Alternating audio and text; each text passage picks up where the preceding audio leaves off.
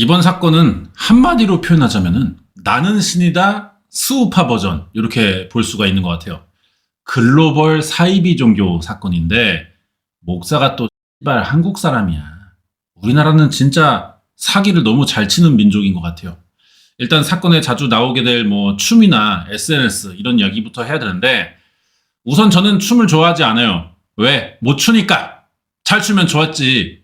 이건 뭐 나만이 아니라 우리나라에서 댄스는 사실 마이너 장르긴 했습니다. 일단 부모들이 안 가르쳐. 수익 모델을 만들기도 어려웠고 춤출 곳도 없으니까 취미 이상의 한계가 있는 거야. 근데 2021년 여름에 이런 프로가 나왔어요. 스우파라고 우리나라에. 이때부터 춤에 관심이 좀 늘어난 것 같아.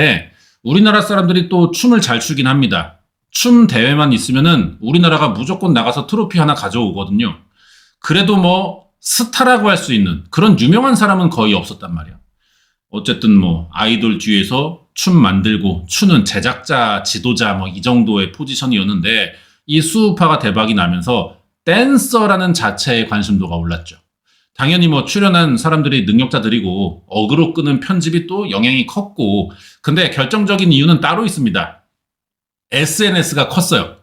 아이돌로 시작한 댄스 챌린지들이 이제 조회수 치트키가 되면서 유행을 만들고 그걸 또 이제 따라하면서 유명해진 일반인들도 많고 이 양반들이 또 인기를 끌면서 새 유행을 만들고 이게 해외까지 퍼져가지고 외국의 인플루언서들이랑 합방을 하고 이런 상황인데 이게 다 수우파의 영향이 좀 컸다 이렇게 보면 될 것 같고 기본적으로 또 사람들이 춤을 찰지게 추니까 우리가 춤 몰라도 그냥 보는 맛이 있고 그런 것 같아. 그리고 이게 또 한국만의 일이 아니더라고요. 전 세계가 다 그래요, 지금. 특히 미국이 난리야. 미국은 어떤 나라예요? 틱톡의 나라입니다. 기본적으로 틱톡을 많이 썼는데 코로나 터지면서 집에 갇혀 지내다 보니까 심심해 죽겠는 사람들이 막 스스로 할 일을 만들어내기 시작했어. 우리나라는 그때 뭐 댄스 챌린지 많았지만 뭐 달고나 커피 손으로 8,000번 저어서 만들기 뭐 이런 거 많이 했잖아요. 미국은 특히 10대가 애들이면은 틱톡은 그냥 일상이라고 보면 돼. 기본적으로. 뭘 올리기 위해 찍는 게 아니에요. 그냥 기본적으로 찍어.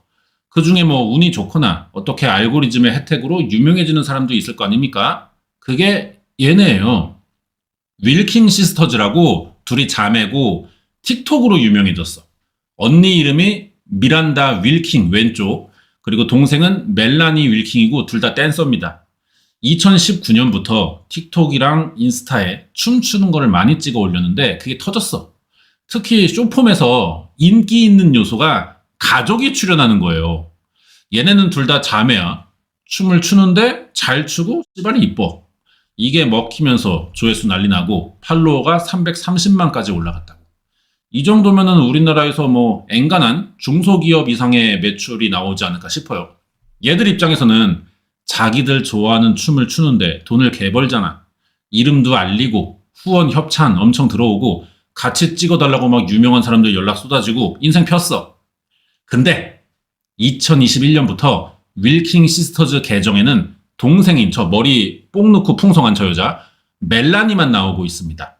사람들이 물어봐. 언니 미란다 게이 어디 갔냐? 왜 맨날 멜라니 혼자 나오냐? 이런 말이 안 나올 수가 없잖아요. 여기에 이제 동생이 대답을 하는데 핑계야 다. 언니 아프다. 일이 있어서 오늘은 혼자 찍게 됐다. 이런 소리만 해. 이것도 뭐 한두 번이지 어떻게 매번 그럴 수 있냐고. 결국 니네 싸웠냐? 이거는 뭐 무슨 일이 생긴 거다 미란다한테. 말들이 나올 수밖에 없어요. 멜라니가 이걸 피하는 게 한계가 있잖아. 그래서 2022년 2월에 라이브를 킵니다. 중대 발표를 하겠대. 근데 뒤에 부모랑 같이 나왔어. 여기에도 일단 미란다는 없어요. 그동안 윌킹 시스터즈에 미란다 없이 자기만 혼자 나올 수밖에 없던 이유가 있다는 거지. 수밖에 라고 했으니까 이건 피치 못할 사정이라는 건데 적어도 동생인 멜라니가 원한 상황은 아니라는 거야. 사람들이 놀랬어요. 왜냐면 이때 미란다가 아예 틱톡을 안 하고 있던 건 아니거든요. 동생이랑 윌킹 시스터즈 이 계정에서 영상을 같이 안 찍었을 뿐이지 그동안 지 혼자 자기 계정에서 찍을 거 찍고 라이브도 하고 이랬거든. 죽은 게 아닙니다. 어디 아파서 입원한 것도 아니고. 그럼 왜? 빨 가족은 미란다와 연락이 끊겼고 잠적했다고 말을 하고 있냐고. 이게 미란다가 지금 캘리포니아에 있는 어떤 종교에 빠져서 돌아오고 있지 않다는 거예요. 야, 뭔 일이 크게 난 것 같지? 어떻게 된 건지 이제 멜라니의 말이 좀 더 듣고 싶지 않습니까? 그러려고 제가 이번 주에는 넷플릭스에서 2024년에 나온 악마를 위한 춤, 틱톡 사이비 교단 7M이라는 사건의 다큐를 보고 왔다 이 얘기요. 일단 댄서들이 많이 나오니까 다큐 중간중간에 춤이 또 많이 나와요. 춤이 주제인 건 알겠고 여기서 말하는 그러면 이제 악마 뭐 이런 새끼가 누구냐는 건데 뭔 악마 숭배하는 춤을 추나 싶었거든요. 다큐 보니까 그건 아니야. 댄서들이 악마라고 불리는 누군가를 위해 춤을 추긴 췄어. 자, 그게 이 양반입니다. 라바트 신이라고 처음에 말한 그 사이비 종교 목사, 한국 사람이에요. 뭔 범죄 사건만 터지면은 방구석 관상쟁이들 나오지 않습니까? 어때요? 님들 보시기에 관상이 좀 쎄한 느낌이 어때? 와? 그래? 목사라고는 했지만 이 아저씨는 직업이 많습니다. 메인이 목사고 세컨잡, 부동산, 뭐 모기지 브로커, 꽃집 카페도 2개씩 있고 전에는 독립영화도 찍었대. 자, 목사가 하는 일이 뭐예요? 일요일마다 찾아오는 사람들한테 성경 읽어주고 하나님 말씀 전하고 기도하고 이런 게 직업이잖아. 그러면 왜 어쩌다가 자동차 영업사원처럼 생겨가지고 전 세계 사람들이 다 보는 플랫폼에서 더 데블로 불리게 됐냐 이거야. 일단 악마를 위한 춤, 요 다큐는 3부작이에요. 회차마다 소제목이 다 따로 붙는데 1부는 나 스스로를 버려라. 사이비 종교니까 이거 뭐 대충 무슨 말인지 느낌이 오잖아요. 자세한 건 또 이따 알아보고 일단 다큐 시작하면은 여태 말한 윌킹 시스터즈가 나옵니다. 2009년만 해도 미란다랑 멜라니는 사이좋은 자매고 동업자였다고. 유튜브도 했어요. 여기도 윌킹 시스터즈라고 5년 전까지는 했는데 아직 채널 남아 있습니다. 틱톡이 유독 터져서 그렇지 여기도 나름 괜찮게 됐어요. 성공한 인플루언서가 됐었는데 이게 3년 만인 2022년 그것도 언니 미란다 윌킹의 생일입니다. 동생 멜라니가 라이브를 켰다는 거지. 부모랑 같이 나와가지고 멜라니 지금 어디 종교에 들어갔고 거기서 강제로 우리랑 만나는 걸 방해하고 있는데 혹시 비슷한 처지에 있거나 유사 피해가 있었다면 연락을 줘라. 같이 정보 공유하자. 이런 차원의 방송이었어요. 자, 그러면은 멜라니가 말하는 그 교회, 언니가 갇혀있다는 거기가 어디냐? 캘리포니아 LA에 세키나 교회라는 곳이 있습니다. 진작부터 가족이 여러 번 찾아갔었어. 미란다 만나보려고 했는데 이 새끼들이 문을 안 열어줘. 이 자체부터가 존나 이상하죠. 교회는 원래 누구에게나 열려있는 공간 아니겠습니까? 이 세키나 교회는 입구부터 존나 큰 막 철문에 높은 담벼락으로 둘러쳐 놨어요. 이런 경우는 2가지인데 밖에서 안으로 들어오지 못하게 하거나 안에서 밖으로 나가지 못하게 하는 이유겠지. 사이비 종교에서는 뭐 거의 둘 다 해당됩니다. 여기를 우리 라바트 신이라는 목사가 운영한다 이거예요. 이 양반은 멜라니와 부모의 라이브 영상을 봤어. 자기도 인정하지 않아. 사람들이 우리를 이단이라고 하는데 난 이런 게 오히려 좋습니다. 우리는 이제 미디어의 주목을 받게 됐고 우리들 얘기로 다큐도 나올 거예요. 이제 우리는 유명해졌음. 할렐루야. 이러고 있어. 이게 멜라니 방송 이후에 교회 설교 내용이었던 거야. 왜 라바트 씨는 사람들이 자기 교회를 안 좋은 시선으로 지켜보고 있는데 씨발 자기는 좋다고 하냐? 왜? 지가 하는 다른 사업들 때문이지. 최근에 가장 공들이는 사업이 생겼는데 엔터입니다. 7M 필름이라는 회사를 냈어요. 대부분 팔로워 많은 댄서들이랑 계약을 했어. 그래서 멜라니랑 미란다도 이쪽으로 유명했으니까 연락 받았다가 일이 생겼던 것 같아. 멜라니가 폭로 라이브를 끕니다. 끄자마자 미란다가 바로 키는 거야. 언니가. 나름 뭐 그 내용에 대한 해명을 한다는 것 같은데 자기 지금 괜찮다. 아인파인이고 무슨 종교 집단에 들어가서 갇힌 것도 아니고 자기는 집에 있대. 보면은 멜라니랑 부모가 거짓말을 하고 있다고 말하는 것 같아요. 애가 갇혀있다고 보기에도 표정이 밝잖아 지금. 말도 똑바로 잘하고 아무것도 가족의 말을 인정하지 않고 있어. 그래서 처음에 사람들이 이 멜라니랑 가족, 부모들을 더 이상하게 보기도 했거든요. 이러면 이제 동생 멜라니의 이야기를 다시 한번 더 들어봐야겠는데 아빠는 교사고 엄마는 상담사래요. 애들이 그러니까 교육 잘 받고 자랐어. 가족 사이 좋았고 좀 크면서 둘 다 춤의 취미가 생겼는데 언니가 춤추면은 동생이 뭐 하겠어. 같이 따라 추겠지. 얘들 재능이 뭐 어디서 온 건지 대회만 나가면 둘이 상을 타옵니다. 성인 되면서 미란다는 이제 나 좀 재능이 있어 보인다. 이쪽으로 가겠다. 전문 댄서 되려고 LA에 가요. 아메리칸 갓 탤런트 이런 데 출연도 했었고 경력을 쌓는 거지. 그리고 이제 동생도 성인 되자마자 언니 따라 LA에 갔고 그 뒤로는 둘이 붙어 다녔대 계속. 목표가 같고 같이 타지에 둘만 있으면은 의지가 될 거 아니야. 오디션도 같이 보러 다니고 뭘 하든 다 같이야. 근데 이때는 댄서라는 게 하려는 사람은 많은데 일자리가 없었대요. 이러면은 오디션 보는 사람들도 생각이 많아지는 거야. 둘 중 하나만 붙였을 때 얘들이 어떻게 나올 것인가. 근데 얘들은 물어보면 우리는 무조건 같이 해요. 이런단 말이야. 그러면은 한 명만 붙였을 때 내 동생 떨어졌네? 저도 안 할래요. 이럴 수도 있고 엔터 업계라는 곳이 가족끼리 팀을 해도 활동량이나 뭐 둘 중 하나만 인기가 더 생기면은 결국 돈 문제로 섭섭해지는 경우 진짜 많잖아. 얘네도 가급적이면 같이 활동하려고 들고 둘이 같은 자리 놓고 경쟁하고 싶지는 또 않으니까 자기들의 특징을 살려가지고 어디 오디션 보지 않고 이제 윌킹 시스터즈라고 팀을 만들었어. 인스타, 틱톡, 유튜브 다 했는데요. 나름 다 괜찮게 잘 됐고 특히 틱톡이 대박납니다. 네임도 된 거야. 이제 알아서 다른 유명한 사람들이 야 우리 같이 뭐 좀 찍자 연락이 와요. 그 중에 하나가 제임스 데릭이라고 저 가운데 흑인 이 씬에서 좀 유명한 댄서래. 틱톡도 하고 있고 2019년 말에 셋이 뭘 찍어 올렸어요. 그리고 어느 순간 언니인 미란다랑 이 이제 닉네임이 비대쉬라고 하는데 썸을 타기 시작해. 야 니네 사귀냐? 그렇대.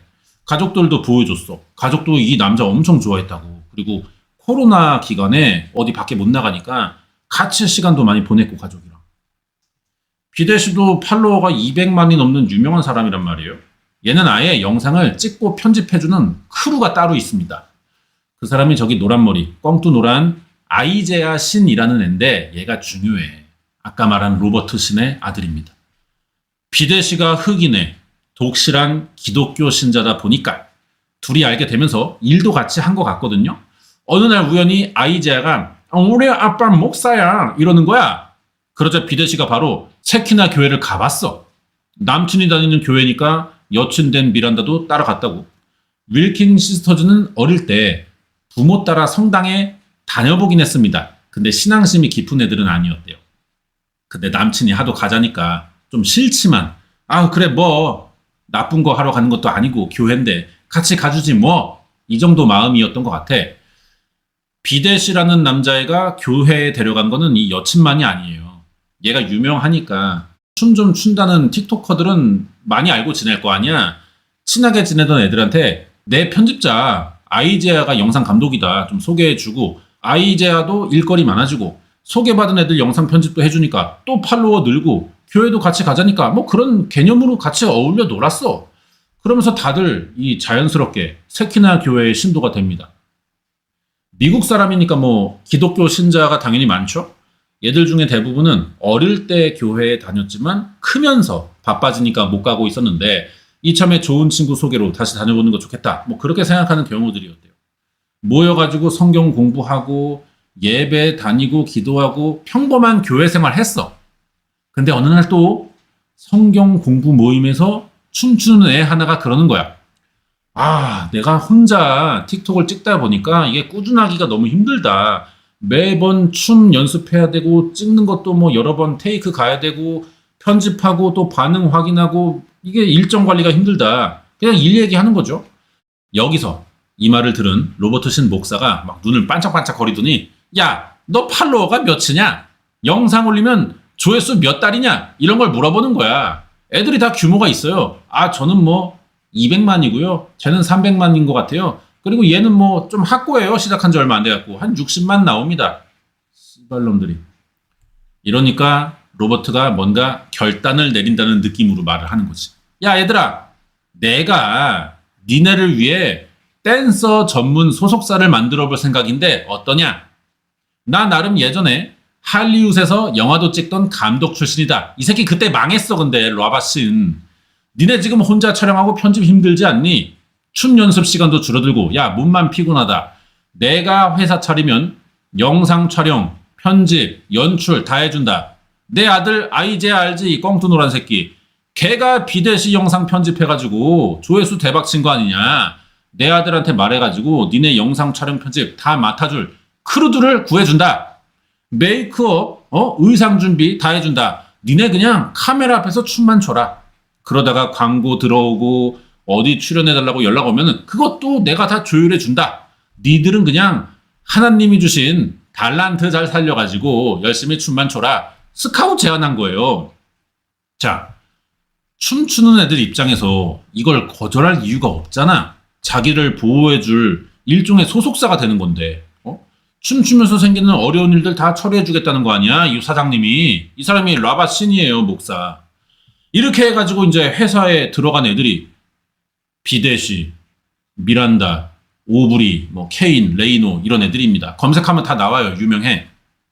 이런 네임드 댄서 틱토커 11명 데리고 세븐엠 필름이라는 매니지먼트 회사가 생겼어.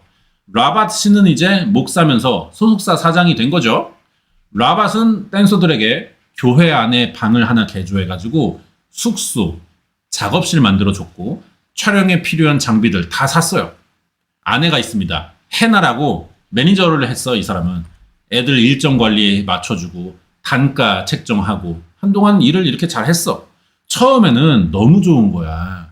오늘 뭐 찍지, 왁부볼이나 만질까 이런 고민할 필요가 없잖아. 영상팀이 알아서 다 이번 주에 춤 뭐 춘다. 다음 주 거 연습해놔라. 다 정리해주고 메이크업, 의상 준비 다 해줘. 하라는 것만 하면 돼. 근데 막상 하다 보니까 또 이게 그렇게 좋지만은 않더라고. 사장이 원하면 하기 싫은 영상도 찍어야 한다는 거야. 심지어 씨발 얘네 사장은 라바친이 이게 목사잖아요. 사진 봐서 알겠지만 저 아저씨 저거 꼬라지 봐봐. 요즘 트렌드를 알겠냐고. 예전에 지 젊을 때 듣던 노래에 춤을 추래. 그것도 씨발 막 한여름이 된 정장 입고 추래. 아무리 이게 계약 관계고 사장이라도 이런 거 시키는 걸 다 할 수는 없습니다. 왜? 잘리고 위약금 나오고 그 문제를 떠나서 일단 회사 망합니다. 댄서들이 아니 이런 쉰내나는 탑골 캘리포니아 노래에 어떻게 춤을 추냐 반발했는데 사장이 이길 수는 없잖아요. 하는 수 없이 당장 결혼식 가야 될 것 같은 옷 맞춰 입고 노인네들 왕년에 춤을 춘 거지 이런 거 이렇게 한 거야. 개 뒤지게 하기 싫었대. 근데요 될 놈 되립니다. 이때 마침 미국의 레트로 Y2K 감성이 유행을 타기 시작했어. 그리고 아무리 옛날 노래라고 해도 이게 추는 애들이 또 요즘 애들이니까 어떻게 보면 또 힙한 거야. 그동안 미국에는 이런 컨셉의 댄서들이 없었대요. 과거의 춤을 요즘 스타일로 재해석하는 8090 레트로 스타일의 댄스들이 조회수가 막 나오네. 사장님이 야 봐라 내 말대로 하니까 이렇게 터지지 않냐. 그러니까 댄서들은 또 우리 라밧 목사님이 진정한 우리들의 맨 오브 갓이다. 알아서 이제 시키는 대로 다 합니다. 로버트가 대단한 감각이 있어서 이런 유행을 읽은 건 아니에요. 그냥 얻어 걸린 건데 꼴에 허세 떨면서 꺼드럭거려. 꺼봐라. 내 말대로 하니 어떠냐. 이 요즘 애들은 어른의 말을 듣지 않아. 이래가지고 야 어른 말 들어서 손해보는 일 없다. 나만 따라와라. 이래. 내 말만 잘 들으면 너희들 축복받았다. 블레스 유다. 이래. 근데 너희들 내 말 안 들으면 그때부터 커스다. 저주받고 지옥 간다. 은근히 설교하면서 좀 압박을 살짝 들어가요. 이때부터는 어쨌든 춤추는 애들도 좋다. 따르면 조회수 터지니까. 어쨌든 지들도 춤추는 장르가 확장됐고 올린 것마다 대박인데 좋잖아.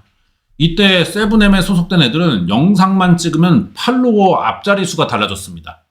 한 명은 아예 자동차 광고 모델까지 됐어. 자 그러면은 여기 소속 이제 춤추는 이 댄서들 다 부자 되고 잘 나갔겠죠? 현실이 또 그렇지가 않아. 미란다는 얘가 특히 돈이 더 많이 나갔고 있던 돈도 사라졌대요. 아니 그러면은 세븐엠 소속 댄서들이 다 영상 자주 찍어 올리고 반응이 좋았는데 광고 브랜드 협찬도 잘 들어오는데 왜 씨발 돈을 못 벌어? 여기에는 교회라는 너무 특수한 변수가 껴 있었다는 겁니다. 자, 예를 들어서 세븐엠 소속의 미정이라는 댄서가 있어. 미정이는 이번에 광고 수익으로 100만 원 법니다. 그러면 소속사인 세븐엠이 미정이 수익의 20%를 수수료로 떼가요. 여기까지는 뭐 누구나 있는 정상적인 과정이야. 근데 여기에 교회가 갑자기 갖가지 이유를 들이대. 교회는 11조라는 게 있잖아. 번 돈의 10%를 하나님께 도네이션 해야 된다고. 미정이가 100만 원 벌었으면 이 세키나 교회는 10%인 10만 원을 11조로 떼가요. 시벌 기부는 자발적 의사에 맡기는 건데 이걸 왜 강제로 떼가는지는 모르겠지만 여기서 10%를 또 떼. 그거는 주일 헌금이래. 여기서 또 10%가 있어요. 그거는 이 맨 오브 갓 라밧 신에게 따로 내는 헌금이에요. 그리고 남은 돈에서 라밧이 해준 숙소 월세, 스튜디오 월세, 장비 렌탈료를 또 받아가. 공짜로 제공해 준 게 아니었다고. 여기까지를 대충 뭐 30% 정도라고 생각해 보겠습니다. 자, 근데 미정이가 100만 원 벌어놓고 아직 세금을 안 냈단 말이에요. 남은 돈에서 세금을 떼야 돼. 이것도 한 10% 정도 잡아볼게요. 그럼 미정이에게 떨어지는 돈은 겨우 10만 원입니다. 이 새끼 100만 원 벌어놓고 순수익 10만 원 남기는 거야. 세금이야. 나라에 내는 거니까 뭐 빼고 남은 세금들 이것저것 다양하겠지만 결국 교회 목사인 라밧 신에게 대부분이 넘어가는 구조지 않습니까? 댄서들에게 준 집이랑 스튜디오가 교회에서 해준다는 설명으로 애들 데려온 건데 실제로는 라밧 신의 개인 소유예요. 알고 보니까 댄서들한테 숙소를 제공해 준 게 아니야.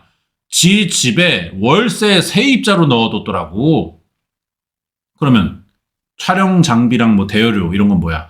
다 아들인 아이제야 신 거니까 얘가 따로 받아가는 건데 씨발 지 아들 아니야. 결국 그게 그거지 뭐. 아무리 댄서들이 춤춰가지고 수익 내봐야 다 이 라밧 신의 배떼지로 들어가고 있었다 이거죠.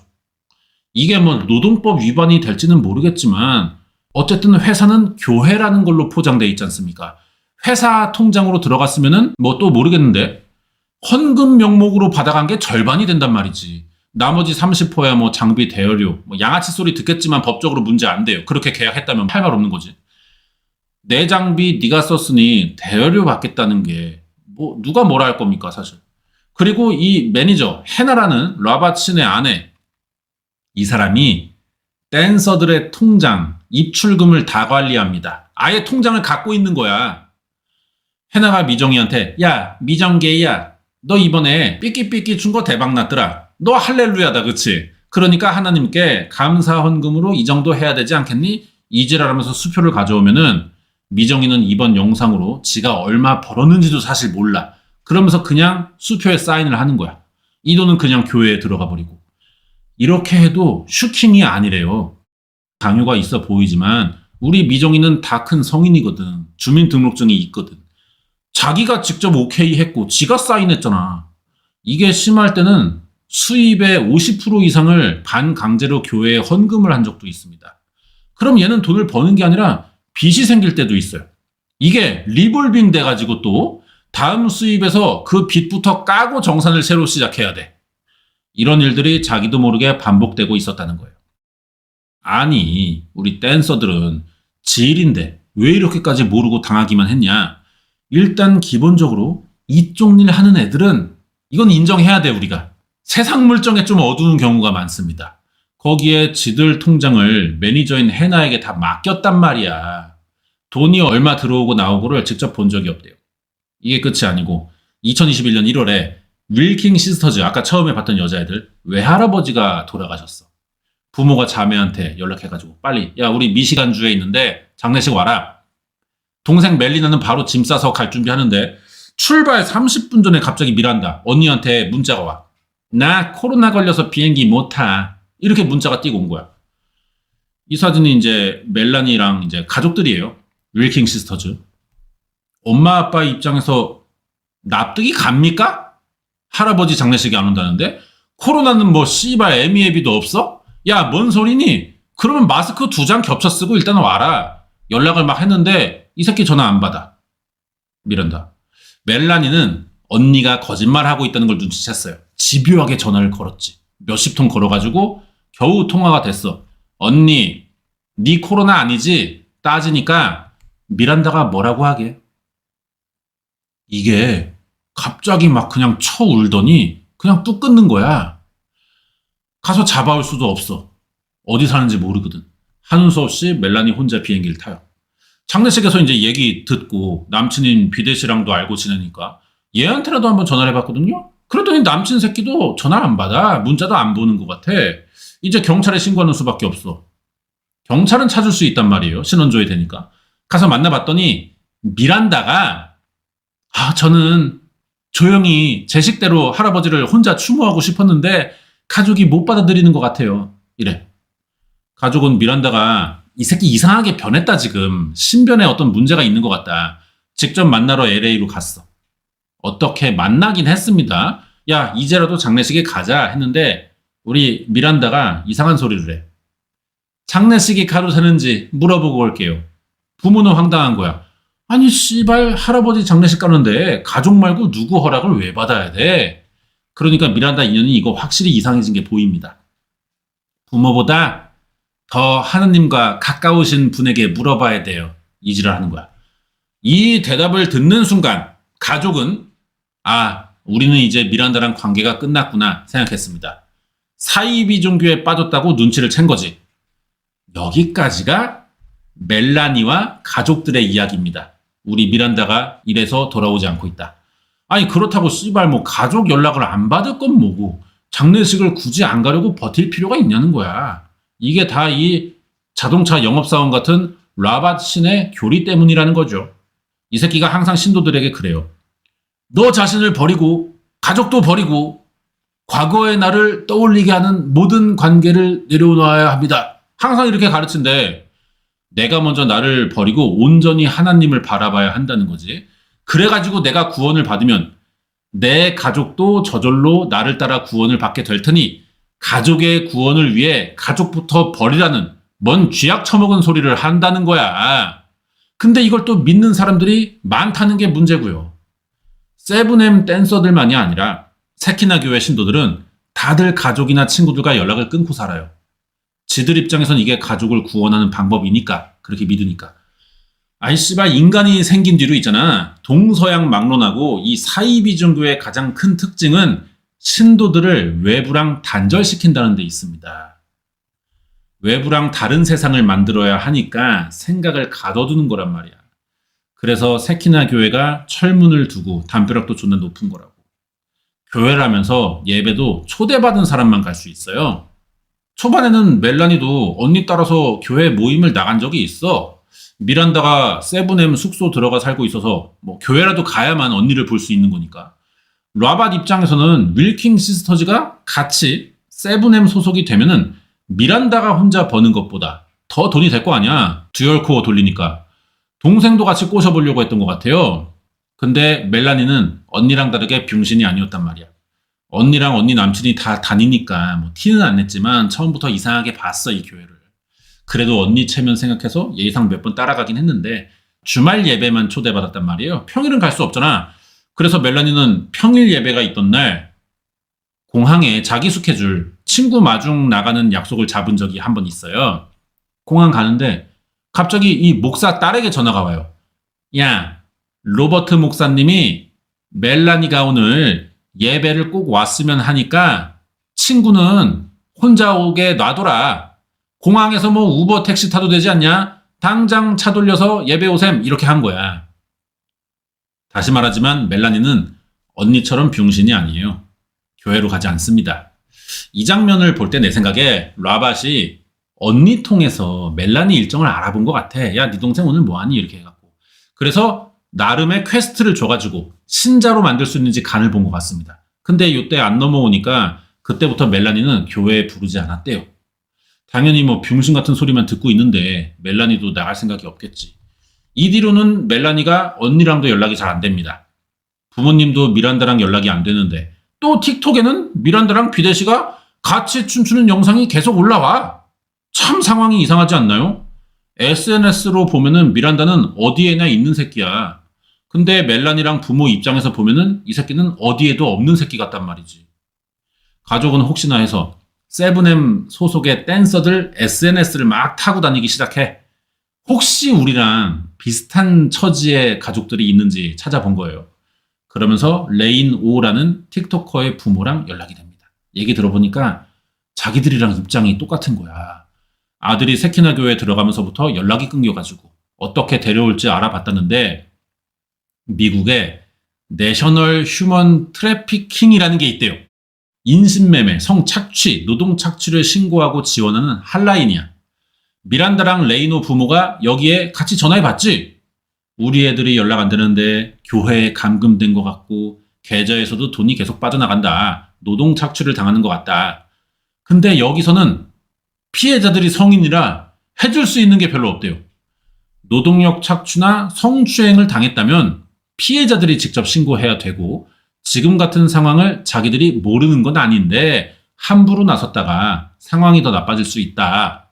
이럴 땐 자식들과 연락할 방법을 계속 열어두는 게 최선이래. 나중에라도 걔네들이 문제를 스스로 깨달았을 때 가족에게 제일 먼저 연락이 될 수 있게 의지할 수 있는 상태를 유지해두라는 거야. 그러니까 씨발 한마디로 스스로 알아서 사이비를 빠져나올 때까지 뭐 하면 안 된다는 거죠. 인신매매 전문 기관이라면서 잼민이들 아니면 아무것도 못하는 거예요. 성인이니까. 법은 성인에게 의사결정의 자율성을 맡기잖아. 그러니까 어쩔 수 없다는 거야. 자발적 선택으로 가서 갇혀 있다는 거지.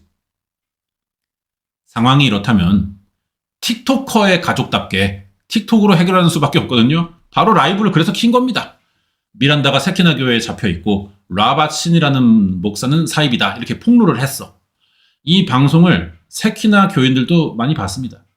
얘네는 세뇌돼 있잖아. 미란다 가족이 아직도 자식을 통제하려 든다. 가족욕을 존나 하는 거야.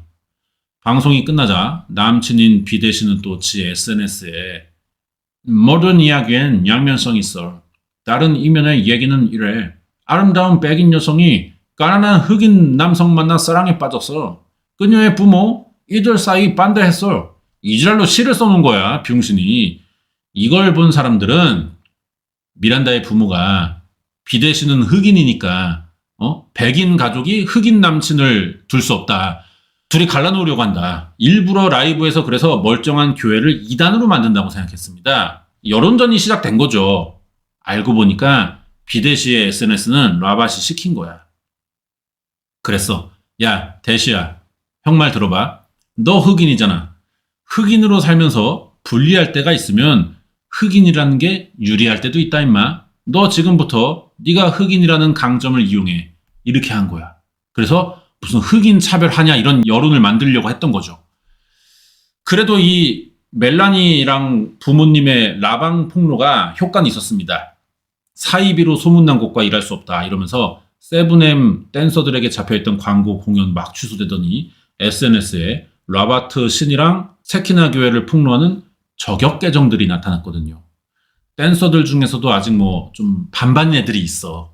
믿어야 돼 말아야 돼 이러면서. 얘네들이 세븐엠에 들어오면서 비밀유지 계약서라는 걸 다 썼대요. 로버트 강요로 사인한 건데 그때는 뭐 여기 소속되면은 지원받을 수 있으니까 계약했던 거고 어차피 비밀유지라는 게 당연히 회사 일 밖에 나가서 떠들 수는 없잖아. 어차피 뭐 우리 일만 열심히 하면 되는 거 아니야? 이런 생각에 사인했던 거죠. 근데 아무리 회사라도 예배랑 설교 듣는 교회가 왜 비밀유지 계약까지 하냔 말이야. 그래가지고 이제 진짜 여기 뭐 있는 거 아니야? 이런 의심을 할 수밖에 없었고 춤추는 애들끼리 막 얘기해봤더니 와 씨발 다 각자 그동안 속고 있었어. 얘네가 회사에 들어오면서 서로 사이가 약간 안 좋았단 말이에요. 어쨌든 같은 소속이라도 경쟁을 해야 나에게 더 기회가 오고 결국 이게 다 돈으로 돌아오니까 이런 생각으로 이제 약간 견제하면서 일하고 있던 건데 알고 보니까 라바시가 댄서들 사이를 이간질했어. 야, 얘가 요번에 광고비 더 부르더라. 너보다는 더 받겠다는데 내가 그래서 잘랐어. 우리 회사에서는 너를 더 밀고 싶거든. 막 이런 식으로 각자 다 해놓은 거야. 그리고 나서 야 혹시나 쟤 내 얘기하거나 막 우리 팀 좀 욕하고 막 이런 거 보이면 나한테 바로 얘기해. 누가 언제 뭐 하고 말하고 서로 감시해서 보고하게 만들어뒀던 거지. 서로 못 믿으면은 어때요? 결국 이 라바트에게만 의존할 수밖에 없잖아. 자기가 다 통제하고 싶으니까 이렇게 해놨던 거예요. 이런 이야기들을 종합해 보니까 여기는 사이비가 맞다. 결론이 나왔어요. 애들이 이제 계약을 해지하고 싶겠지? 그러면은 위약금이 생기잖아. 그래도 상관없어. 여기 족같아. 빨리 세븐엠을 나오는 게 맞다는 판단에 빈손 돼가지고 계약 해지하고 교회를 나옵니다. 다들 나온 건 당연히 아니죠. 비데시, 여친 미란다, 레이노 이 새끼들은 계속 교회에 남기로 한 거야. 나중에 비데시랑 미란다는 결혼했어요. 멜란이랑 부모는 이거를 SNS로 알았대. 연락이 너무 안 되니까 댓글이라도 뭐 달아보면 바로 삭제되고 계정 차단당하고 이러니까 가족은 씨발 내가 분명히 찾으면 근황을 알 수는 있는데 접근이 안 되니까 막 미치겠는 거지. 교회 신도들도 이런 일을 이제는 알 수밖에 없잖아요. 이러면은 로버트는 설교 시간을 이용합니다. 신도들의 믿음이 흔들릴 때마다. 우리는 외부의 사이비로 몰리며 어택당했습니다. 하지만 우리 세키나 처치는 처음 설립된 날부터 사이비로 공격당했지만 보세요. 지금도 굳건하지 않습니까? 우리 하나님은 싸움에서 진 적이 없습니다. 할렐루야! 막 이러는 거야. 그러면서 신도들에게 또 이런 가족들이 막 SNS로 폭로 방송하고 막 댓글로 따지고 하면은 화면에 띄워. 다들 알지? 싸워. 순간순간 싸워. 뭐 바보 같은 짓을 해서 2단으로 찍히면 그건 안 되겠지만 싸워. 나는 오늘 신도들 이거 볼 거야. 이걸 하는 거야. 설교 시간마다.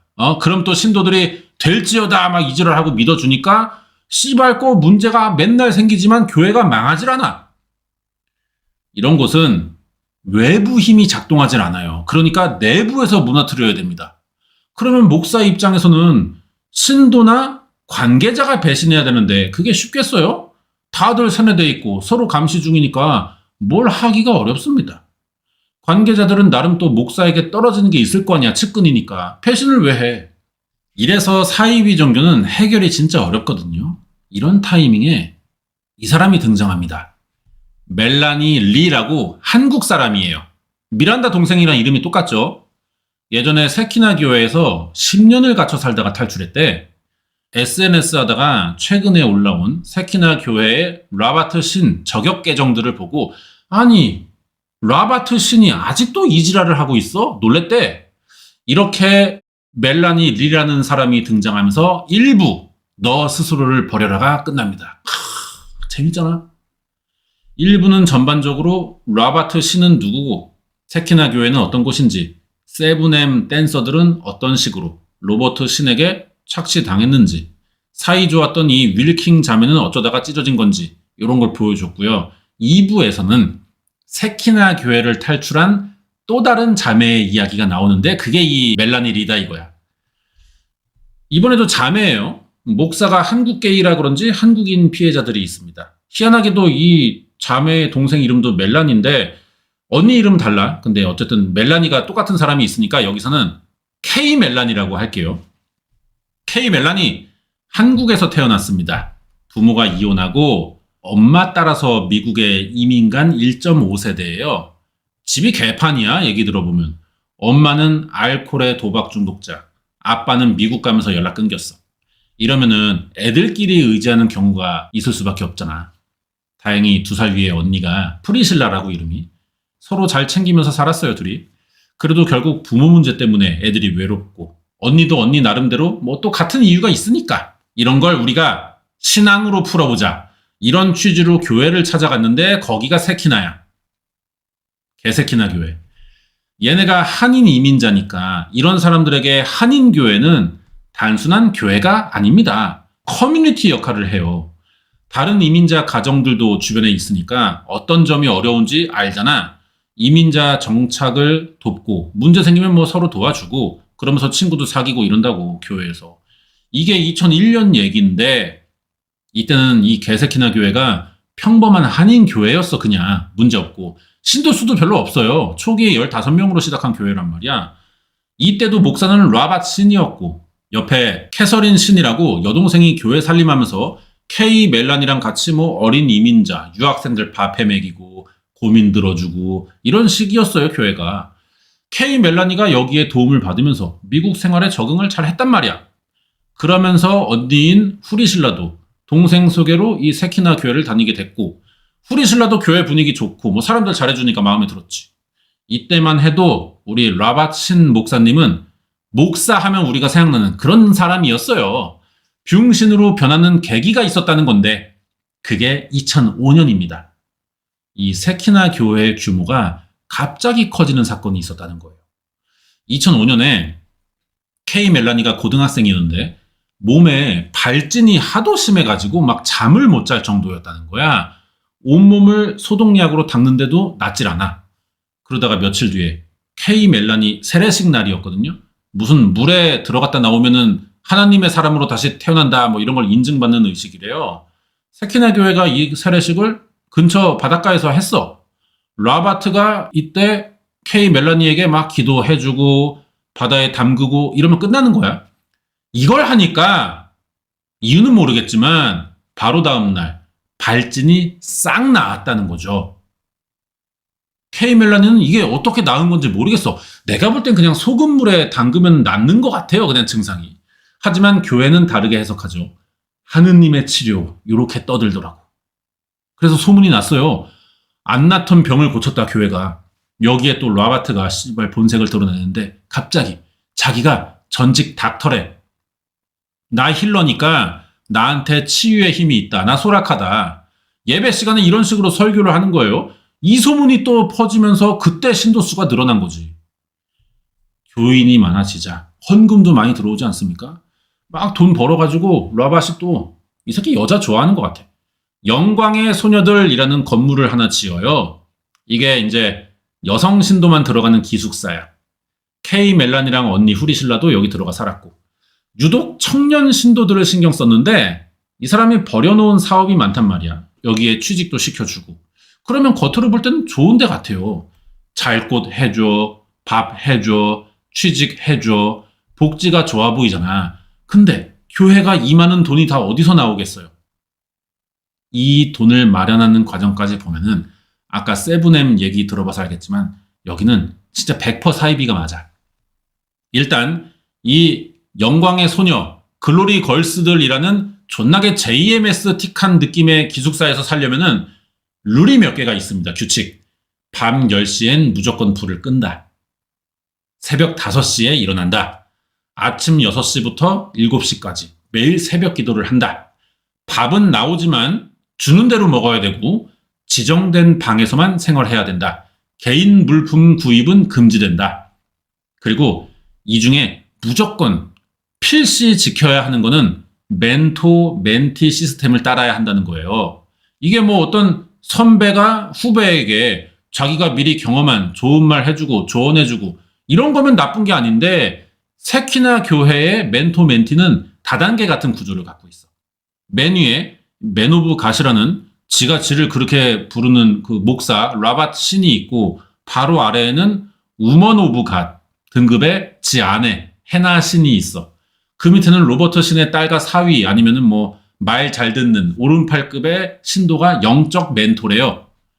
영적 멘토들은 K 멜란이나 후리실라 같은 일반 신도들을 관리하는데 군대처럼 상급자가 하급자를 관리하는 구조를 갖고 있는 거잖아. 로버트가 설교 때 많이 하는 말 중에 하나가 털어놔라 이거예요. 하나님의 소리와 사탄의 유혹을 일반 신도들은 구분하기 어려우니까 뭔가를 하고 싶거나 갖고 싶다는 생각이 들면은 영적 멘토 한 단계 위의 상급자에게 털어놓으라는 거지. 그래서 해도 되는지를 그 멘토들이 판단해 준대. 한마디로 내 위의 계급의 사람들에게 모든 걸 허락받아야만 행동할 수 있다는 겁니다. 로버트는 또 그 멘토들의 멘토 위치니까 자기가 결국은 맨 밑에 신도들의 생각과 행동을 통제하겠다는 거잖아요. 그리고 취직도 뭐 말이 좋아 취직이지 노동력 착취야. 일부에서 세븐엠 댄서들 어떤 식으로 돈 뜯기는지 다 들었죠. 그 전에 로밧은 지회사에 신도들 데려다가 주 6일 10시간을 일시켜놓고 최저시급의 반도 안 줬습니다. 거기에 또 11조에 감사 헌금에 주일 헌금 다 떼갔어. 그러니까 얘들이 2주 동안 일을 했는데도 손에 $40밖에 안 남아. 그러면은 이 지랄인데 왜 신도들은 계속 이 교회에 붙어 있냐는 건데요. 일단은 먹여주고 재워주니까 여기에 적응한 거지 뭐. 도망치고 싶어도 이제 돈도 없고 차도 없어. 어디 가서 어떻게 살아? 일단 도망부터가 문제고. 런 쳐봤자 또 문제가 되는 게 아무것도 가진 게 없는데 어디 가서 뭘로 살아? 이런 게 걱정되니까 당장 잘 곳, 먹을 것 이런 것 때문에 버티다 보니 그냥 하루하루 있는 거지 뭐. K 멜라니의 언니 후리실라는 능력이 좋은 부동산 중개업자래요. 2021년에 따낸 계약 수수료만 100만 달러를 벌었어. 근데 씨발 그거를 이 교회에 있을 때 한 일이라 자기 한 번도 돈 만져본 적이 없대. 통장에 돈이 들어오긴 해. 근데 누가 바로 빼간다는 거지. 이게 이제 매니저 맡긴 로버트 신의 아내가 한 일일 거야. 해나 신, 슈킹한 돈들을 교회를 위한 자금과 뭐 각종 헌금 이런 핑계로 빼가는 건데 이게 다 어디에 어떻게 쓰였는지는 통장 주인인 후리실라가 전혀 모릅니다. 일을 할수록 로버트 신의 차는 계속 바뀌어. 벤틀리였다가 벤츠였다가 볼보도 가지고 있고 비싼 외제차가 여러 대고 아내인 해나도 막 온갖 명품 처 휘감고 다니는 걸 보면은 뻔한 거잖아. 그러면 사이비 종교의 노동력 착취 하나는 정황이 지금 보이고 남은 하나가 있어요. 성착취. 사이비가 이게 목적이 아니면 성립되지 않습니다. 세키나 교회에서 성착취는 없냐? 당연히 있지.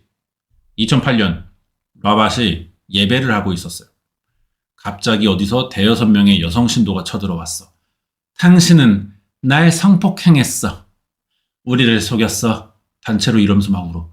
알고 보니까 세 번째 아내. 로버트 이 새끼가 아내가 여러 명이야. 해나 씨는 네 번째 아내래요. 이 새끼가 세 번째 아내랑 이혼하고 잠깐 혼자였던 기간이 있대. 아니 첫 번째, 두 번째 아내는 어디 있는 거야. 아무튼 그런 상황에서 여신도들에게 내 아내가 되라. 너에게 우먼 오브 갓 자리를 주겠다. 이러면서 꼬셔가지고 합방을 한 거야. 그러면 혼인빙자 간음죄 같은 게 되겠죠. 갑자기 일어난 일이라 예배 중간에 라밧이 좀 당황했는데 금방 상황을 또 정리하더라고. 지가 맨 오브 갓이긴 한데 어쨌든 자기도 한 명의 인간이고 뭐 보통 남자 아니냐. 잠시 유혹에 흔들린 걸 인정하겠대. 여기서 세키나 교회에 파가 갈립니다. 로버트의 여동생인 캐서린 신이나 대부분의 그나마 정신머리 좀 붙들고 있던 신도들은 라바트에게 유는 목사도 아니야. 넌 옅에 치고 넌 트래쉬야. 교회에 실망해가지고 나갔어요. 하지만 이 꼬라지가 나는데도 라밧에게 제대로 세뇌된 신도들은 목사님이 솔직하게 용서를 구하고 죄를 인정하는 모습이 너무 멋집니다. 계속 빨아줘. 그리고 이때 케이 멜라니와 언니인 후리실라도 교회에 남습니다. 이렇게 되면은 이제 교회에는 라밧에 충실한 진짜들만 남은 거잖아. 라바트는 이걸 또 다른 기회로 삼은 거예요. 진짜들만 남았으면 얘들의 평균적인 신앙심이 더 올라간 상태잖아요. 남은 신도들은 아예 로버트가 자기를 이제 목사가 아니래. 나는 신이다. 이렇게 생각을 하라는 거야. 또 예배 시간에. 이제 로버트의 말이면 이건 신이 내린 명령이야. 이런 생각으로 막 뭐든 합니다. 라밧은 의도한 건 아니지만 이왕 이렇게 된 거 지금 상황이 최대한 나의 왕국을 안전하게 오랫동안 지켜야겠다는 생각으로 세키나 신도들의 외부 관계를 그때부터 다 차단했고 교인들끼리만 지내도록 감금 아닌 감금을 유도했어요. 뭐 남친 여친 사귀고 결혼하는 것도 라바트가 짝지어주는 사람들끼리만 했다고. 이렇게 2012년이 오는데 케이 멜라니가 이제 이 여자 세키나 교회 다닌 지 10년이나 된 거야. 이 정도면 됐다 싶은지 라바트가 케이 멜라니를 불러서 자기가 남편 정해줄 테니까 다바크해라. 그걸 시키는 거지. 케이 멜라니는 싫었어. 하지만 이때 로버트의 명령은 절대적이라는 생각은 있었습니다. 그래서 생각해볼 시간을 좀 줘라. 이러고 일단 피했지. 그리고 이제 세키나 교회를 떠나야겠다는 생각이 들었어요. 다행히 교회 밖에서 사귄 친구가 하나 있단 말이야. 얘 도움으로 친구 차 타고 몰래 런을 친 거지. 도망가면서 언니인 후리실라에게도 같이 가자고 했는데 언니는 세뇌가 너무 빡세. 안 간대 자기는. 그래서 K 멜란이 혼자 탈출했고 이대로 10년이 더 지납니다. 언니랑 10년을 떨어져 살게 된 거야. K 멜라니는 정상적으로 살았고요. 남자 잘 만나서 결혼했고 애도 낳고 잘 살았어. 그럼 교회에 남은 언니 후리실라가 문제인데 얘는 어떻게 됐냐? 앞에서 다 이제 어떻게 교회가 착취하는지 말했으니까 넘겨요 이거는. 성착취를 당했다는 게 이제 얘기해 볼 부분인데 K 멜란이 교회 나가니까 로봇은 후리실라도 이제 전략적으로 좀 볼모로 삼아야 된단 말이야. 그래야 이제 나간 멜라니가 뻘소리 안 할 수 있으니까 후리실라를 내보내면 안 돼요. 가서 그래. 야, 후리야. 멜라니 말이야. 네 동생. 저주받은 배신자인데 네가 교회에 남아서 나를 잘 섬겨야 너도 구원받고 멜라니도 천국에 갈 수 있다. 세뇌를 막 시키는 거야. 후리실라는 또 하느님 말씀이나 다름없으니까 동생을 구원하려고 계속 남아서 시키는 대로 한 거지. 그리고 또 어느 날 라바트가 후리실라에게 이제 JMS 메타 나오는 거야. 영적 치유와 정화를 위해 널 마사지 해주겠어. 성수행 하겠다는 거죠. 막 주물르는데 씨발 발목부터 막 종아리 허벅지 계속 올라가는 거야 손이. 후리실라는 싫었지만 동생을 구원한다는 이유로 참습니다. 이 일로 스트레스성 위염, 역류성 식도염 뭐 이런 게 생겼대요. 근데 이걸 또 라바트는 내가 널 치유하고 정화하니까 몸에 남아있는 사악한 기운이 버티면서 너를 공격하는 거다. 정상인이면은 뭔 쥐약 처먹은 소리예요 이러겠지만 후리실라는 10년 넘도록 세뇌당한 광신도예요. 마사지의 수위가 높아지고 횟수가 늘어날 때마다 몸이 아픈데 진짜 그렇게 생각해. 내 속에 악한 것들이 많다. 뭐 이래. 로버트가 이상한 새끼라는 생각은 못 해봤대요.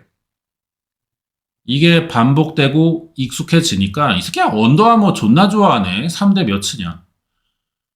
나중에는 라밧이 대놓고 후리실라 방을 막 찾아가요. 자, 목사가 여자 신도의 방을 막 드나들면은 이 교회는 여신도들을 한 숙소에서 재우잖아.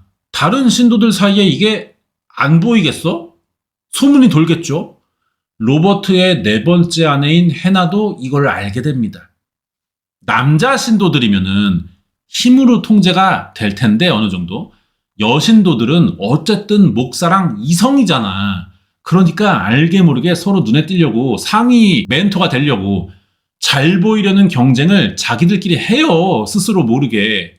그리고 또 밀려난다 싶으면 질투를 안 할 수가 없잖아. 이게 그래서 일처다부보다 일부다처가 어려운 이유입니다. 해나가 틈만 나면은 후리실라 방에 가갖고 물건들 막 다 어질러고 난장 피면서 야 이 쌍년아 여긴 내 집이야. 내가 우먼 오브 가시고 내가 목사 아내야. 나 해나 신이야. 이지랄로 막 소리를 개지른대. 이때 후리실라는 처음으로 그동안 지옥에 안 가려고 노력했는데 아 여기가 지옥이구나. 결국 얘도 23년 만에 정신 차리고 세키나 교회를 나옵니다. 교회를 나왔잖아 이제. 근데 한동안 동생 K 멜라니를 못 만났어요. 미안하고 창피하니까. 동생도 나온 건 알아 언니가 나온 거. 근데 선뜻 되겠어요? 그 당시에 나가자고 했을 때 언니가 버텼잖아. 목사님을 믿어야 된다 이러면서. 꼴 받았던 거야 그런 게 좀. 그런 감정이 안 풀렸고 언니가 자기를 설득해서 다시 또 세키나에 데려가려고 일어나 접근하는 건가? 못 믿겠는 거지. 후리실라도 또 자기 나름대로 그동안 뭐 돈도 뺏겨 몸 상해가면서 교회에 남아가지고 동생 구원한답시고 버텼는데 그게 사기인 걸 알고 현타 오고 가족 보기 창피하고 뭐 그랬던 거예요. 그래도 가족인데 뭐 끊어집니까? 교회 나오고 8개월 만에 만났어. 이게 이제 10년 만에 만나는 장면이라는데 요때 2부가 끝납니다. 야, 3부는 뭐 이제 앞에서 말한 이야기들 마무리 짓는 내용이고 제목은 뿌린 대로 거두리라 이런 겁니다. 제목만 볼 때는 뭐 라바트 신이 경찰에 끌려가나 법의 심판을 받나 뭐 이런 생각이 드는데 진짜 그런지 보자고. 사건은 여기까지예요. 일단 세키나 교회에서 일어나는 일. 자, 그래서 뭐 범죄 사건은 여기까지고 그 뒤에 얘기는 사실 좀 노잼이야. 그래가지고 짧게 할게요. 3부 시작하면은 후리실라랑 주변 사람들이 무전기로 뭔 작전을 막 짜고 있어요. 라바트 신에게 직접 고소장을 전달해 주려는 작전을 짜는 건데 미국에서는 고소장을 상대방에게 직접 주나 봐. 한국 식당에서 아들이랑 지 오른팔이랑 같이 밥 처먹고 있었는데 갑자기 후리실라랑 사람들 나타나서 고소장을 내미니까 뭐 주변 눈치가 있으니까 얼른 받고 수습해야겠죠? 자, 고소됐어요. 사이비 종교 상대로 고소 진행하는 거는 진짜 개빡셉니다. 일단 미국은 종교의 자유를 보장하잖아. 씨발 무슨 날아다니는 스파게티도 믿는 나라인데 사이비 종교 만들고 믿는 거는 불법이 안 돼요. 그러다가 단순히 세뇌당했다라는 이유로 종교를 고소할 수는 없는 겁니다. 미성년자면 다르겠지만 다 성인이잖아. 자기가 선택한 일이잖아. 근데 이 과정에서 임금 착취, 성 착취가 있었다면 그건 처벌 대상이 됩니다. 후리실라는 고소의 근거가 충분하다고 보는 것 같은데 어떤 일들이 있던 거냐? 1부에 나왔던 윌킨 가족의 2부의 한인 자매가 만납니다. 두 가족이 만났어. 윌킨 가족은 미란다를 데려오고 한인 자매는 당한 일에 복수도 하고 정의를 위해 두 가족이 힘을 합쳐 세키나 교회에서 그동안 벌어진 임금 착취, 성추행을 공론화시켜서 사입이라는 걸 알리자는 건데 사실 이 라바트 씨는 2009년에 리디아 정이라는 다른 한인 여자에게 금전 착취, 노동력 착취, 성추행으로 고소당한 적이 있었어요. 근데 여기서 리디아가 패소했단 말이야. 입증을 충분히 못한 거겠지. 법원은 리디아가 로버트에게 오랫동안 세뇌당하면서 원치 않는 일을 강압에 의해 어쩔 수 없이 했다는 피해 사실을 인정해요. 그럼 C8 왜 패소를 하는 거야? 그거는 미국 헌법에 따른 종교 집단은 보호받아야 한다는 이유 때문이래. 직접 당한 피해 사실을 입증하지 못하고 그러니까 리디아가 교회의 부조리 정도만 주장한 것 같아요. 시스템이 이상하다. 윌킨 가족이나 2부의 한인 자매도 이거를 알고 같은 일 반복할 수는 없으니까 준비 잘 해가지고 로버트 신과 세키나 교회의 민형사 고소를 동시에 진행합니다. 민사소송부터 얘기하자면은 2022년 7월에 세븐엠 소속 댄서들이 한 번에 탈퇴했단 말이에요. 이 사람들을 만나서 피해 사실 증언과 증거를 수집합니다. 일단 금전 착취 문제가 크죠. 그리고 이 안에서 겪은 세뇌, 강압적인 통제로 인한 정신적 충격, 불안증, 우울증을 증언하고 이 증거도 후리실라랑 케이 멜라니가 다 자료 정리했어. 윌킨 가족은 성착취 문제로 형사소송을 맡았단 말이에요. 세키나에서 로버트에게 성착취 강요받은 피해자들이 더 있는지 찾아보고 어떻게 고소할 건지 알아본 거야. 필요한 건 두 가지예요. 최대한 많은 피해자를 확보하고 이 사람들의 자세한 증언을 들어야 돼. 로바트 이 새끼가 하도 더러운 짓거리들을 많이 하고 다녀갖고 피해자 찾는 건 어렵지 않아. 근데 이 사람들을 설득해서 고소하고 법원에 오도록 하는 게 좀 어려운 거야. 당장 다큐에 직접 나온 후리실러도 고소 진행하는 거는 좀 한 발 빼듯이 반응을 보여주더라고요. 인터뷰할 때. 웬만하면 고소까지는 원치 않는다는 거야. 뭐 그때 일을 떠올리기가 싫다는 게 첫 번째고 고소해도 로바트가 혹시나 처벌을 안 받거나 가볍게 끝난다면은 보복하지 않을까. 이게 좀 무섭고 두 번째로. 제일 먼저 로버트를 성추행으로 신고한 사람은 얘입니다. 세븐엠 소속의 카일리라는 여자 댄서인데 얘도 이제 로바트가 허리를 마사지 해줄게 해준다면서 더듬었대요. 그러자 또 다른 여자도 익명으로 로바트를 성폭행 신고합니다. 근데 신고가 들어왔으면은 우리 이 캅들이 조사를 해야 될 거 아니에요? 안 해. 아무 뭐 연락도 안 주고 가만히 있어. 어떻게 됐냐 물어보면은 더 많은 피해자의 증언이 있어야 수사가 시작될 것 같다는 거지. 어쩔 수 없이 후리실라도 이제 경찰서를 갑니다. 10년간의 성폭행 사실을 신고했다고. 그러니까 경찰이 그래. 왜 이제 와서 신고하냐는 거지. 이거를요, 나는 그런 말이 하고 싶습니다.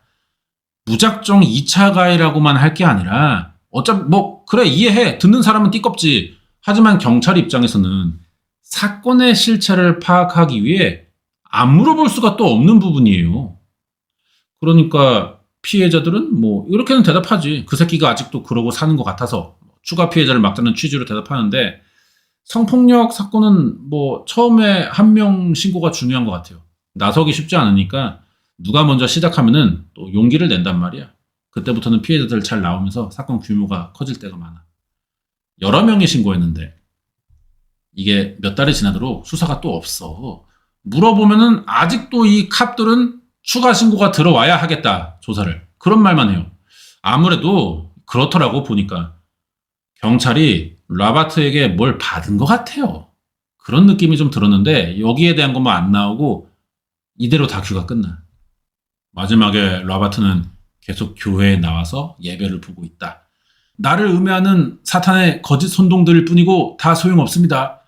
우리를 비난하는 사운드는 곧 사일런스 할 거예요. 당당하게 굴고 있다는 거지. 이게 끝이야, 다큐가. 지금 사건이 아무것도 해결된 게 없어요. 미란다는 지금 그 일부의 윌킹 시스터즈 언니 지금도 교회에 남아 있습니다. 이 일이 있고 나서 그 남친 비대신가 그 새끼랑 미시간에 사는 가족을 가끔 만났대요. 로버트가 만나고 오라고 시킨 거야, 그것도. 당장 지금 여론 안 좋으니까 진화용으로 가족이랑 잘 지내는 것처럼 보여주면서 천천히 끊어내라고 세뇌를 또 했던 거지. 그래서 어쩌다가 한 번씩 딸이 찾아오면은 부모가 이제 교회랑 목사 얘기 안 할 수 없잖아. 야, 안 가면 안 되냐? 이런 말을 하려고 그러면은 낌새만 보이면 미란다 이 새끼 표정 굳어가지고 그 얘기 꺼내면 나 다신 안 와. 이 지랄 하니까 어떻게 할 수가 없어요, 가족. 지가 스스로 깨닫고 돌아가는 수밖에 없는 것 같아. 다큐 나오고 나서의 이야기를 또 찾아보니까 미란다야, 얘가. 사람들이 이상하게 볼 거 아니야. 그러니까 자기는 지 선택으로 교회에 남아있는 것이고 사이비 종교의 피해자가 아니라고 주장합니다. 지금 리뷰하는 이 다큐랑 가족이 일방적으로 자기를 피해자처럼 보이게 만들었는데 자기는 그게 불쾌하대요. 그 뒤로는 이제 가족도 안 만난대. 이 새끼 이거 정신 못 차립니다. 이거 대가리가 봉합돼야 되는데 그게 쉽지가 않아. 사건이 여기까지고 아무것도 해결된 게 없어. 다큐도 새키나 교회를 알리는 정도로만 만들어진 것 같고 이 교회가 씨발 진짜 시작은 평범했어요. 한인교회로. 원래 목사가 이런 종자였는지는 모르겠지만 교회 규모가 커지면서 사이비의 특성을 자연스럽게 갖췄고 어디서 배운 것도 아닌데 똑같은 문제를 일으키고 있잖아. 여기는 무조건 사이비라고 보는 게 맞고요. 법으로는 또 막을 수 없기 때문에 우리가 이제 스스로 뭐 여기 아직 남아있는 사람들도 그렇지 스스로 이제 알아보고 피하는 수밖에 없고 개인적으로는 뭐 라바트 신이라는 이 목사가 뭐 범죄자긴 한데 법적으로 가려낸 건 아니지만 그런 거 다 떠나서 그냥 인간 자체로만 볼 때 수 안 좋은 사업가 기질을 갖고 있는 것 같긴 해요. 안 좋은 쪽으로. 굴리는 사업들이 다 괜찮게 살아있고 망한 게 없어 일단. 당연히 인건비 착취를 하다 보니까 원래 기업은 가장 큰 지출이 인건비잖아요. 그거를 이제 0으로 막아버리니까 돈이 벌릴 수밖에 없는 구조지. 이걸 또 종교를 포장해서 직원들 설득하고 지들이 문제 안 삼는다는데 외부인들이 뭐 어떻게 할 수 없잖아요. 사이비 종교만 아니면 무조건 문제가 되는 구조입니다. 바로 해결할 수도 있어요. 근데 하필 나라가 법으로 보장해주는 그 종교의 자유라는 게 교회 안에서 일어나는 모든 일들을 커버해주고 있습니다. 그래서 당장은 어떻게 할 방법이 없고요. 피해자들의 소송도 한참 남았어요. 더 기다려야 돼. 해결이 안 된 사건이라서 이게 다큐 보면은 뭐 이렇게 끝나 싶은데 뭐 그렇게 끝난 걸 어떡합니까? 사건이 여기까지인 거를. 중간중간에 댄서들이 많이 나오니까 또 춤들을 잘 춰요. 그런 것들이 나와. 틱톡 영상들이. 그런 거 볼만하고 그런 재미가 있고 뭐 그냥 피해자들만 불쌍하고 뭐 딱 한 거지 뭐 미련하고 이 새끼들 이런 거. 그런 다큐였습니다. 사이비 종교 사건이 대개 이런 식이에요. 봐봐. 정명석이 정조운이 잡혀가도 JMS는 남아있잖아. 신도들이 나한테 협박 메일 보내. 끝 이지랄 하면서. 그렇다고 C8 또 나라에서 종교의 자유를 보장하지 않을 수가 없고 존나게 어려운 문제입니다. 진짜. 이 인류의 숙제예요. 사이비를 어떻게 근절할 수 있나. 그런 생각이 드는 다큐였습니다. 뭐 나름 재밌게 봤고요. 여러분도 한번 또 보면 좋을 것 같습니다. 추천드리는 다큐고 오늘 여기서 마칠게요. 다음 주에 새로운 다큐 준비해서 리뷰 맛깔지게 말아보도록 하겠습니다.